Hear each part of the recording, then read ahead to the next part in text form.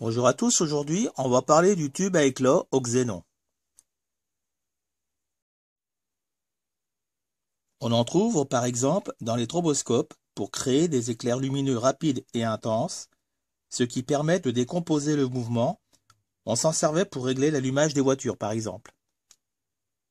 C'est le tube qu'on aperçoit ici. On a donc l'anode, la cathode et la grille ou trigger.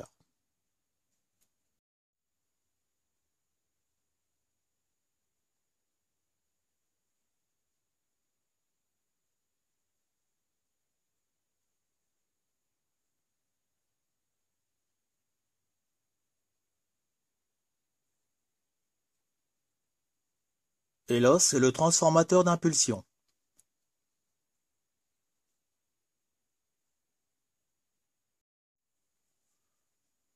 Voilà, donc j'ai fait un petit résumé.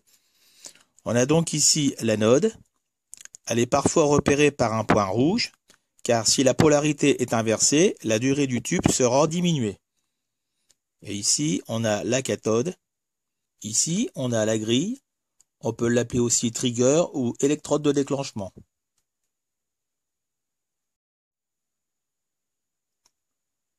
Le tube à éclat nécessite une tension élevée entre l'anode et la cathode. Mais en plus, il nécessite une impulsion, THT, pour s'amorcer et délivrer son flash lumineux. Le gaz va alors s'ioniser. On obtient l'impulsion THT grâce à un transformateur relié sur sa grille.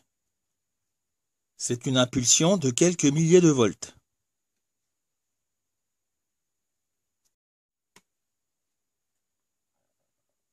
Voici un circuit pour faire fonctionner le tube au xénon. Il faudra faire attention car on est relié directement sur le secteur de 130 volts.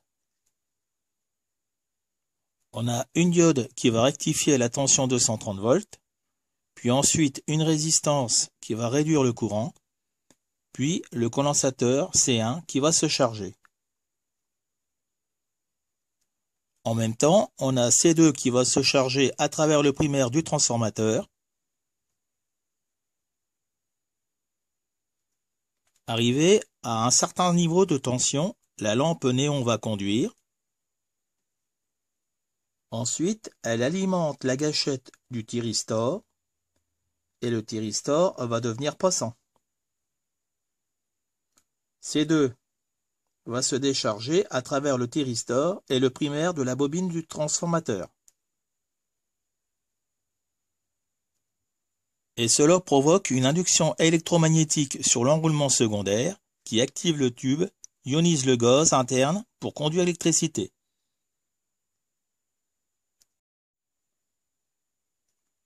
Ensuite, C1 recommence à se charger, C2 aussi, et ainsi de suite. Le temps de clignotement dépend de R2. Si R2 est faible, la charge de C2 est plus rapide, et le clignotement plus rapide aussi.